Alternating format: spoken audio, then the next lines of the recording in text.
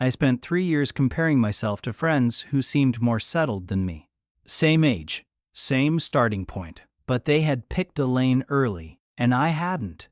And that comparison turned into this persistent belief: I'm behind. It took me way too long to realize I was asking myself the wrong question, because I wasn't behind. I was just unclear. And today I want to explain the difference, because it changes everything. Most men who feel behind aren't actually behind. They're just unclear. And that distinction matters more than people realize, because when you misdiagnose the problem, you end up fighting the wrong battle. If you believe you're behind, you'll try to rush. You'll push harder. You'll compare yourself to people who look further along. But if the real issue is clarity, not speed, then rushing only makes things worse. I want to talk about that today, because this is one of those things I wish someone had explained to me earlier, before I spent years being frustrated with myself for reasons I didn't fully understand. Here's how it usually shows up. You're doing what you're supposed to do. You're working. You're handling responsibilities. You're staying busy. From the outside, your life looks fine. But internally, there's this persistent sense of being unsettled. Not panic, not crisis, just a low-level discomfort that doesn't go away. And here's what makes it so difficult to address. It's not loud enough to justify stopping everything and making dramatic changes. It's not painful enough to force a crisis. So you keep going, you keep pushing, you tell yourself it'll pass. But weeks turn into months, months turn into years, and that quiet discomfort just stays over. You start questioning things late at night. Should you have stayed in that job? Should you have moved to that city? You replay decisions in your head. You wonder whether you should have made different choices. And the worst part? You can't even pinpoint what's wrong. There's no clear villain, no obvious mistake. Your life isn't falling apart. You're not in crisis, which makes the whole thing harder to explain, even to yourself. How do you fix something when you can't quite name what's broken? And eventually, you land on a conclusion that feels obvious, but isn't necessarily true. I'm behind. That conclusion feels logical because it explains the discomfort, but it's also dangerous because it points you in the wrong direction. The reason being behind feels so convincing is comparison. You look around and see people who seem more certain than you. They talk about their plans with confidence. They speak in long-term language. They sound like they know exactly where they're going. Meanwhile, you're still figuring things out.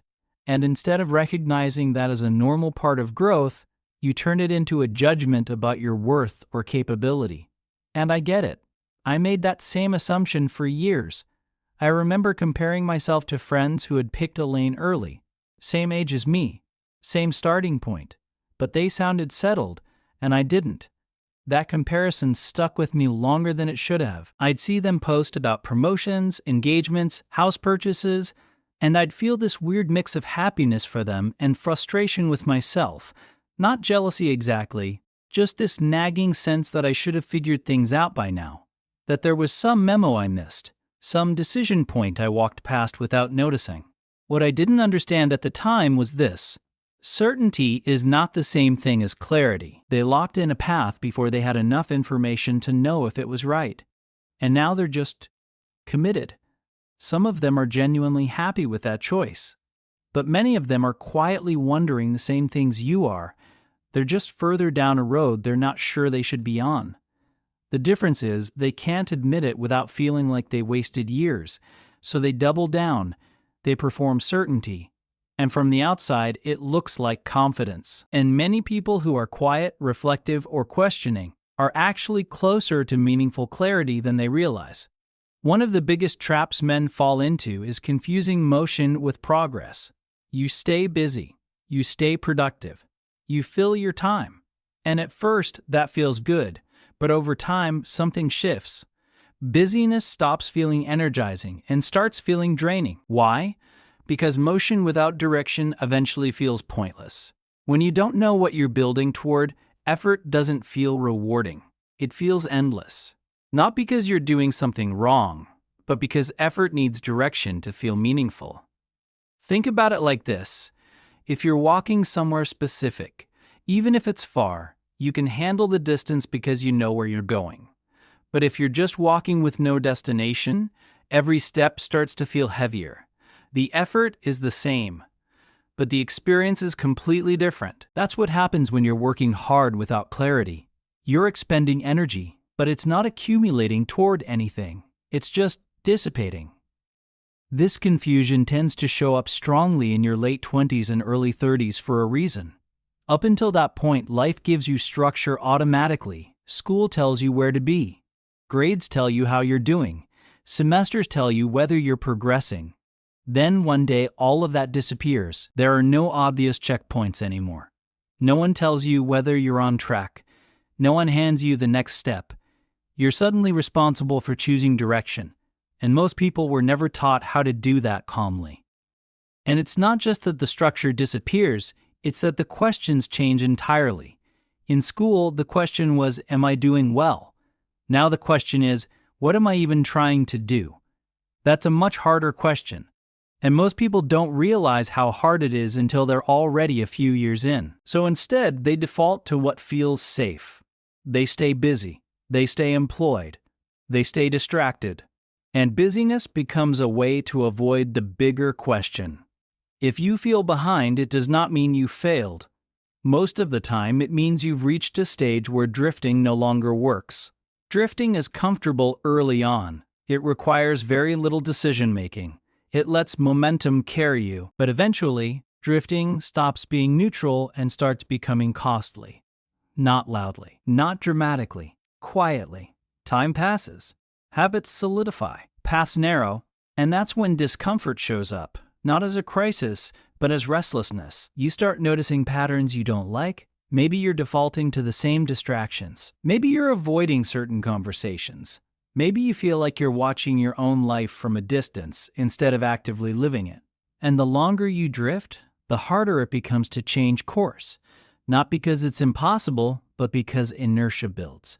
What started as a temporary pause turns into a lifestyle you didn't consciously choose. When men feel this discomfort, their instinct is often to speed up. They tell themselves they need to catch up, they need to do more, they need to pressure themselves into progress. But speed does not solve uncertainty. If you don't know where you're going, moving faster only increases anxiety. That's why rushing your life rarely resolves the feeling you're trying to escape. Now, if you're watching this and thinking, okay, I get it, I'm unclear, but what do I actually do about it? Stay with me, because what I'm about to tell you changed everything for me. What actually helps is slowing down enough to choose direction intentionally and without panic. Confidence does not come before clarity. Clarity comes first. Confidence is what happens when your actions align with the direction you believe in. If you don't know what you're aiming at, confidence has nothing to attach itself to. That's why you can be disciplined and still feel unsure. Discipline stabilizes you, but clarity is what gives discipline meaning. I learned this the hard way. I spent months being incredibly disciplined, waking up early, working out consistently, staying productive. And I kept waiting for that discipline to make me feel better. But it didn't. Because I was disciplined in service of nothing specific, I was organized chaos, efficient aimlessness. And that's exhausting in a way that's hard to explain to people who haven't experienced it. You don't need a perfect plan. You don't need a 10-year roadmap. You don't need every answer. You need one intentional direction, something you're choosing, not drifting into. And once that exists, even imperfect progress starts to feel meaningful. So let me tell you what actually helped when I was stuck in that place. Because clarity isn't something you force, it's something you build. And most men make this harder than it needs to be. When men realize they're unclear, their first instinct is often to think harder. They ask big, overwhelming questions. What should my entire life look like? What's the perfect path? What if I choose wrong? Those questions sound responsible, but they're paralyzing. They're too big to answer honestly. And when questions are too big, the mind avoids them entirely. Your brain does this as a defense mechanism. When a problem feels too complex to solve, it shifts into avoidance mode. You'll find yourself suddenly very interested in reorganizing your desk, or researching productivity systems, or scrolling, anything to avoid sitting with a question that feels unanswerable. And the irony is, the question isn't actually unanswerable, it's just poorly framed. I'm telling you this because I wasted a lot of time on those questions, time I didn't need to lose when a simpler one would have helped much sooner. Instead of asking, what should my whole life look like? I asked, what kind of man do I want to be moving toward this year? That question narrows your focus. It removes the pressure of permanence, and it shifts attention from outcomes to identity. Notice the difference. One question asks you to predict the future. The other asks you to define your character. One requires certainty about circumstances you can't control. The other requires honesty about values you can choose. That shift from outcomes to identity changes everything. Because you can't control whether you'll get the promotion or meet the right person or have the perfect year, but you can control who you're becoming in the process. You don't need to know everything. You need to know what matters next. When you choose a direction rooted in identity, decisions get simpler. You stop asking, is this impressive? And start asking, is this aligned? Alignment creates calm in a way nothing else does. It reduces decision fatigue. It makes boundaries easier. It gives your discipline a reason. And over time, that alignment turns into confidence. Not loud confidence, quiet confidence. The kind that doesn't need constant validation. This is the kind of confidence that lets you say no without guilt, that lets you change direction without feeling like you failed, that lets you move at your own pace without constantly checking whether other people approve. It's not flashy, but it's sustainable, and that matters more than most people realize. One of the biggest misconceptions about clarity is that it requires rigid control. It doesn't. In fact, structure often creates relief, not pressure. When your days have rhythm, your mind calms down. You don't have to decide everything from scratch every morning. Your energy stops leaking into unnecessary decisions. Structure doesn't limit you, it stabilizes you. Most people imagine clarity as a sudden realization, a moment where everything clicks. In reality, clarity is usually built through repetition. You try something, you pay attention to how it feels, you adjust, you repeat. Over time, patterns emerge, and those patterns become direction. This is why clarity often feels boring when you're building it. There's no lightning bolt moment, no dramatic reveal, just consistent attention to what actually matters to you. Trying things, noticing what energizes you versus what drains you. And slowly, sometimes frustratingly slowly, a picture starts to form. Not a complete picture, but enough of one to take the next step with intention. You don't need to fix your entire life to move forward. Trying to fix everything at once usually creates burnout. You need one or two stabilizing habits, one or two non-negotiables, one direction you're moving toward consistently. That's enough to change how life feels. Once direction exists, patience stops feeling like stagnation. You're no longer waiting aimlessly. You're building. Even slow progress feels meaningful when it's aligned. Even uncertainty feels manageable when it's temporary.